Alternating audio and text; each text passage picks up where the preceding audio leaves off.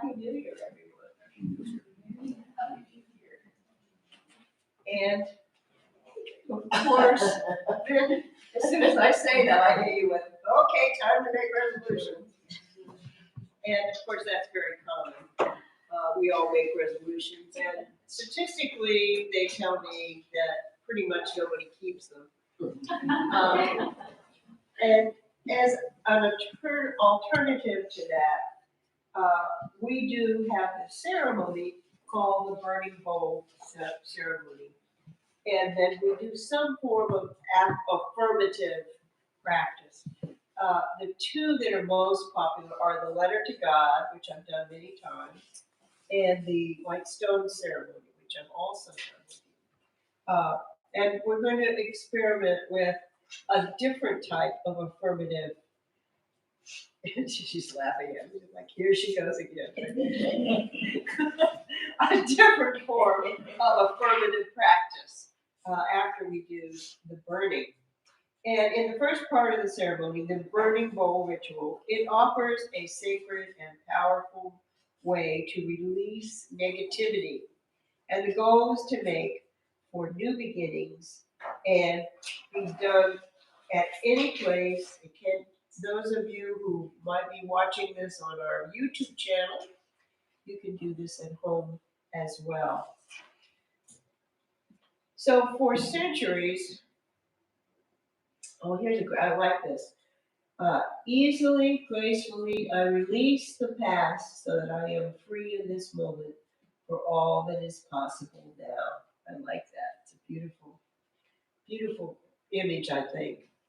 And for centuries, people have used fire and smoke as a way to symbolize their thoughts and prayers rising up to Valhalla, the Great Spirit, all throughout history, however they conceptualize spirit, that the idea that something would be transformed into flames and that they could see it rising up to heaven.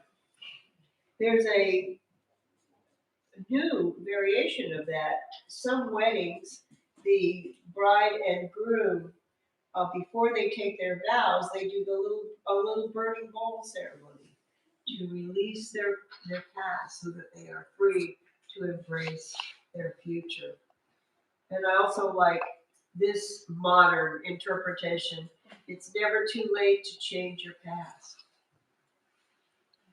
Wow, I'm for that. That sounds good to me. So, we all had challenges this year, either health or finances or relationships or peace of mind. And as metaphysicians, we know that our challenges need to be confronted so that they can be healed within ourselves. It's not a matter of changing the future of your world, but of changing your thoughts. And hence the famous admonition, change your mind, change your life.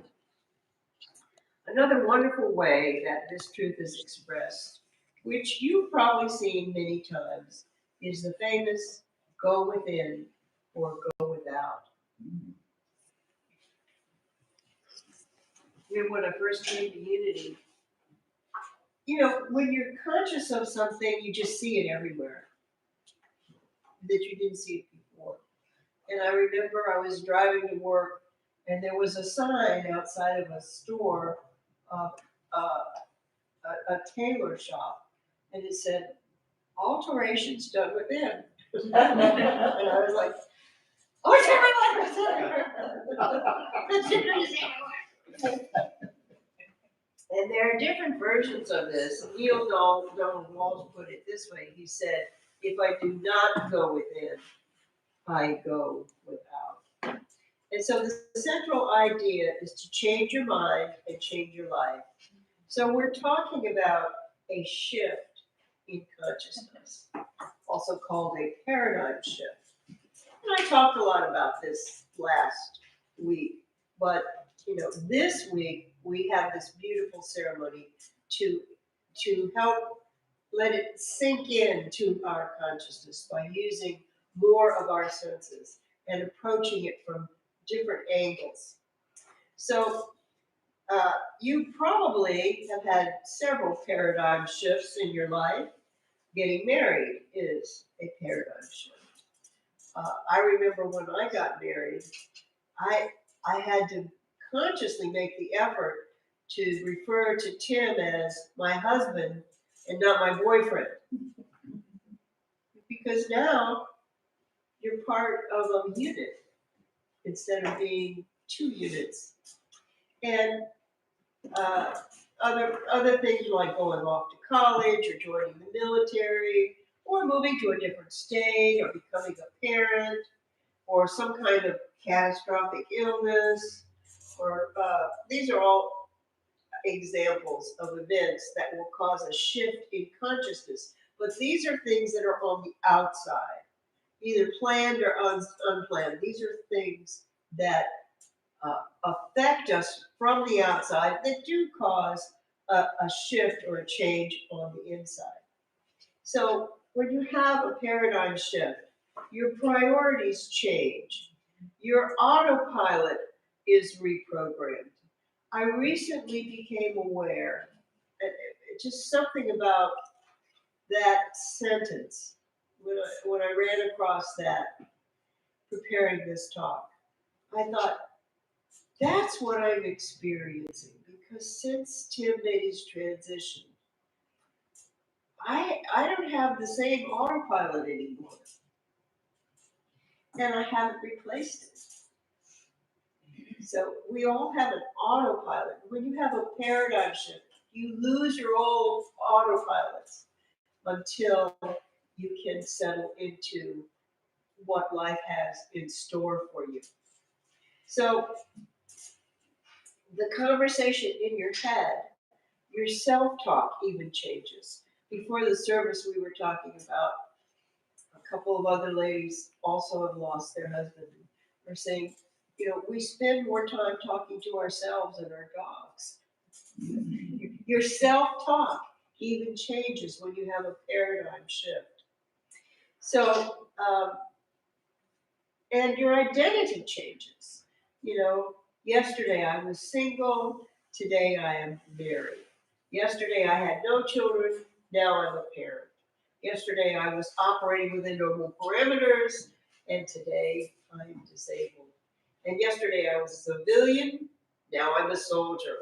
Or yesterday I was an employee, today I'm a professional.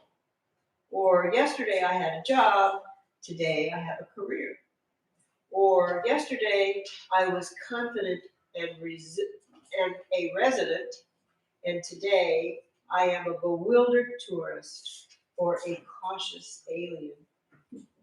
So there are millions of ways that you can change on the outside, either by choice or by chance, and that will cause you to change on the inside. Change the way you think, change your priorities, and reset your autopilot.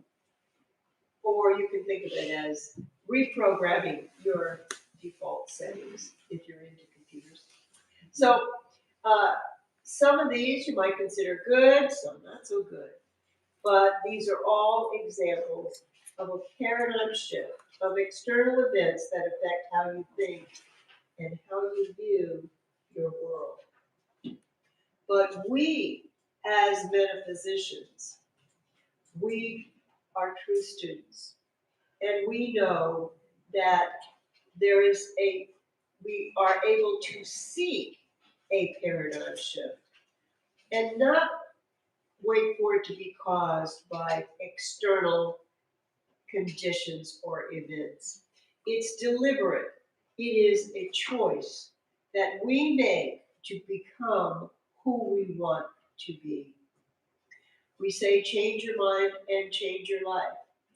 And in A Course in Miracles, Jesus puts it very simply. He just says, choose once again. When you decide to think different thoughts and then make the effort over a period of time so that the new thoughts become your automatic thoughts. You have a different life. We know that you can change your mind and change your life by choice. You can decide to see things differently and deliberately change your consciousness. Of course, it's not just a matter of merely deciding to make the shift in your consciousness, because the choice to change has to be implemented. Time and effort need to be devoted to the process. You can't eat a recipe. You have to buy the food, dole out the ingredients, put it in the oven, and in my case, take it out and put it in the garbage disposal.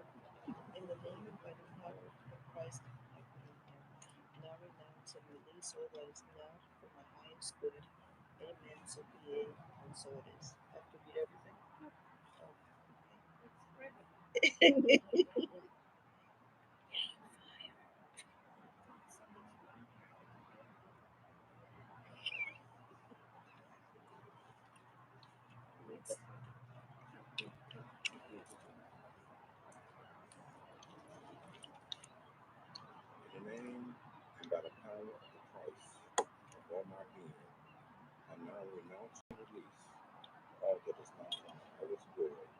Amen. So be it, and so it is. Everybody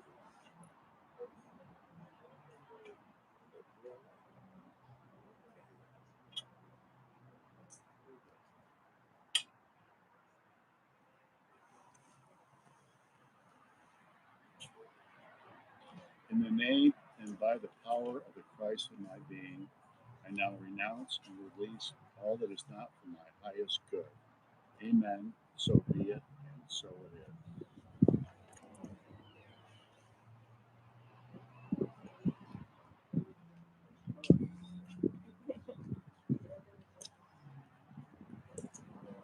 In the name and by the power of the Christ of my being, I now renounce and release all that is not for my highest good. Amen. So be it, and so it is.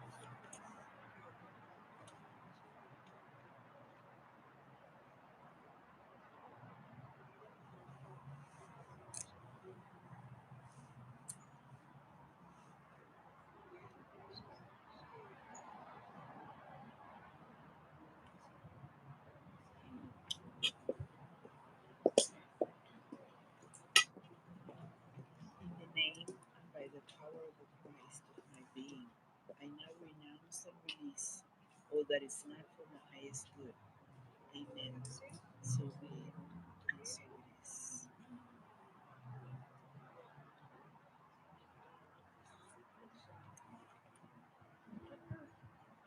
Right.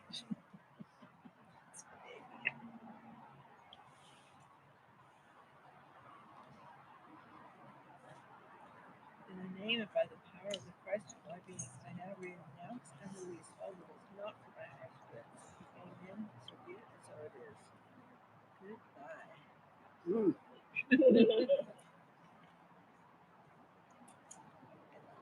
night.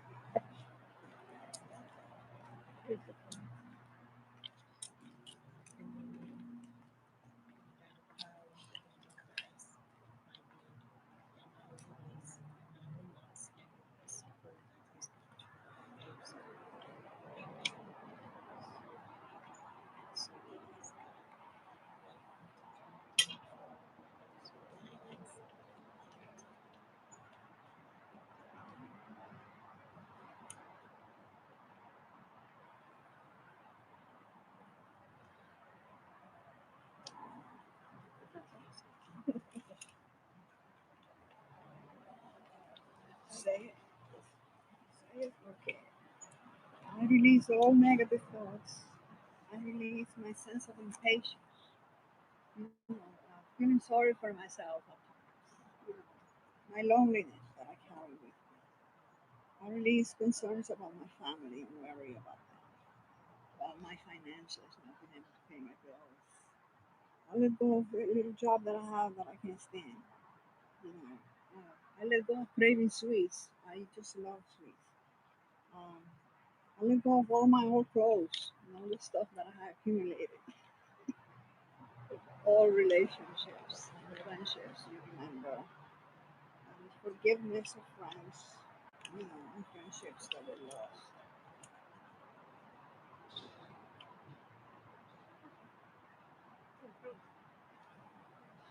Wow, look at that! It's gone. It came, gone by. Oh, the whole thing. I'm staying home. Just have to read the top part. Yeah, I know. I figured.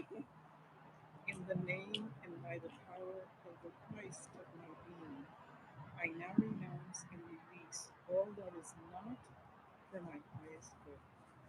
Amen. So be it, and so it is. And God reigns my life.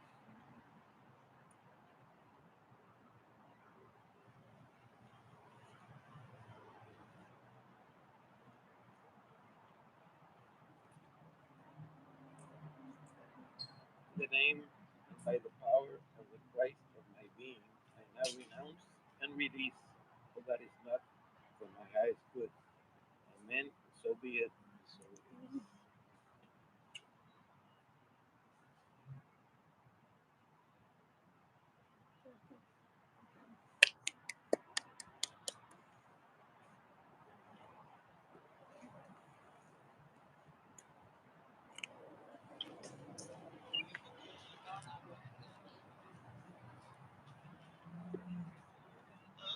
I'm gonna go around here. Hello, ladies. Happy New Year. Just read the top part. Christ of my being, I now renounce and release all that is not my highest good. Amen. So be it. So it is.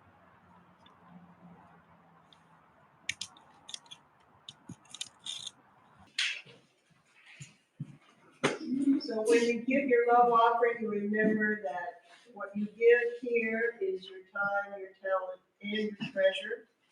So whatever you do, whether it's bringing a snack or coming early to help set up, or whatever you are contributing, you think about that at this point in the service, so that you can bless what you give and give with your heart